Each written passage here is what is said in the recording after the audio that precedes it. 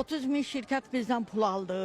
Biz bankdan küllü miqdarda pul çıxartmışıq, evin ödənişini eləmişik. Ümumi 45 min manat evinin alınmağına pul vermişəm. Bir dəfəlik ödəmişəm. 137 min. Ümumi 189 min manat pul vermişəm.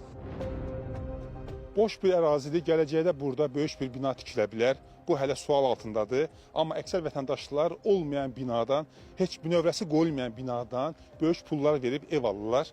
Amma illər keçir, nə bina olur, nə də mənzil. Pullar isə yox olub gedir. 6 ildir gördüyünüz kimi kirayələrdəyik. Dedi ki 3 aya hazır olacaq. 3 ay gedib, 6 ay gedməyib. Bu ev bir neçə nəfərə satılıb.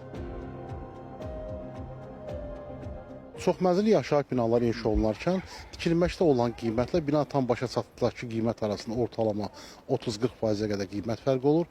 Hər hansısa bir çoxmənzilli yaşayış binasının inşa prosesi ortalama 2-3 il müddət çəkir ki, həmin müddət ərzində də əmlak bazarında baş verən qiymət artımları səbəbindən həmin binalardakı mənzillərdə satış qiymətlərində artımlar olur. Bir çox hallarda müşahidə olunur ki, tikinti şirkətləri vətəndaşların mənzilləri satsa da alqı-satqı müqaviləsində binanın tikilib təhvil veriləcəyi müddət göstərilir. Lakin öhdəliyin pozulması səbəbindən həmin binalardakı mənzillər vətəndaşlara çox uzun illərdən sonra verilir. Binaların hətta uzun illər yarımsız qalma prosesi də baş verib ki, bunun səbəbindən artıq vətəndaşlar uzun illər öz mənzilləri köçə bilmirlər, başqa bir tərəfdən isə ödədikləri vəsaiti geri ala bilmirlər.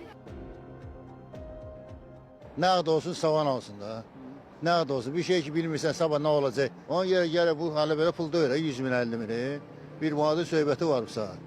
Ona görə diqqətli olmaq lazımdır. Evi nəqd görməlisən, hamısını adıva keçirməlisən, nə etməlisən, necə lazımdır. Hələ ondan sonra da hələ gələ bir dənə yoxlamalısan, görməli bu evdə məndən başqa çıxarışı olan varmı, yoxsa ya.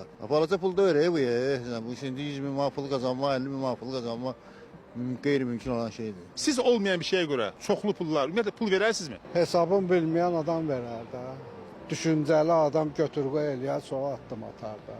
Atalar misalı var da, yalancı tamahkarı alladır. Sonra başlarına gələndən sonra deyir, düş məhkəməyə.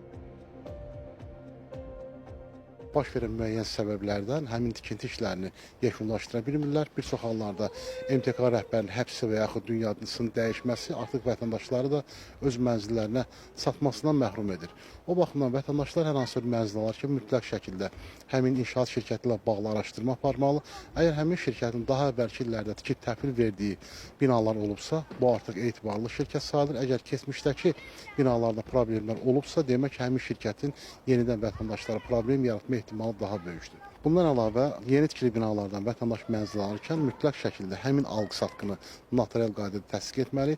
Notarial qaydada aparılan təsdiq artıq vətəndaşın şirkətə ödədiyi məbləğin notarial qaydada təsdiq edilməkdir. O baxımdan gələcəkdə hansı bir məhkəmə mübahisəsi olarsa, vətəndaş ödədiyi pulu notarial öhdəliklə tikinti şirkətindən geri tələb edə bilər.